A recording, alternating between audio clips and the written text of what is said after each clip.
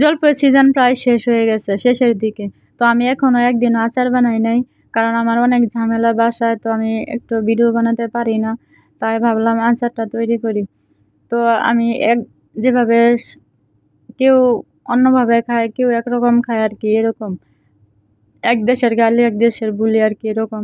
তো আমি জলপাইগুলো সুন্দরভাবে পরিষ্কার করে নিচ্ছি। আর জলপাইগুলো অনেক দিন ছিল, আর গাছ থেকে পাড়া হয়েছে, তাই একটু ছেঁচা ছেঁচা ভাব হয়েছিল। তো আমি বেশিরভাগই জলপাই ফেলে দেওয়া হয়েছে। তো আমি এগুলো নিছি, এখন আমি সুন্দর করে এগুলো ধুয়ে নিব। তো ধোয়ার পর এখন আমি কড়াইয়ে সুন্দর করে সিদ্ধটা বসিয়ে দেব। আর পানিটা আর একটু বেশি দিলে ভালো হতো, কারণ পানিটা বেশি দিলে দেওয়ার কারণে টকটা পানির সাথে বের হয়ে যায়, টকটা কম লাগে আর কি, তাই মিষ্টি লাগবে এরকমভাবে আর কি। তো আমি চুলার ভিতর কড়াইটা বসিয়ে দিলাম। তো এটা আমার সিদ্ধ হওয়ার জন্য আমি লবণটা দিয়েছি, কারণ লবণটা ভিতরে যাবে, এই জন্য লবণটা দিলে টকটা একটু ভালো বের হবে আর সিদ্ধটা তাড়াতাড়ি হবে। দেখেন আমার জলপাইগুলো সুন্দরভাবে ফেটে গেছে। তো এখন আমি জলপাইগুলো ঢেলে দিছি পানি ঝরার জন্য, আর আমি এখন আচারটা বসিয়ে দেব। তো আমি দিছি সরিষার তেল, এখন আমি দিব শুকনা মরিচ, আর এখানে আমি দিব রসুন। আর একজন এক একভাবে আচার তৈরি করে, তো আমি জানি না, তো কেউ কিছু মনে করবেন না, ভাববেন না, কারণ এক এক দেশে এক এক রকম, এক একজন এক এক রকম ভাবে রান্না করে আর কি।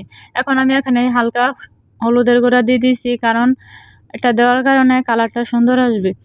তো আমি আর মরিচের গুঁড়া ব্যবহার করব না, কারণ মরিচের গুঁড়াটার কালার আমার পছন্দ না।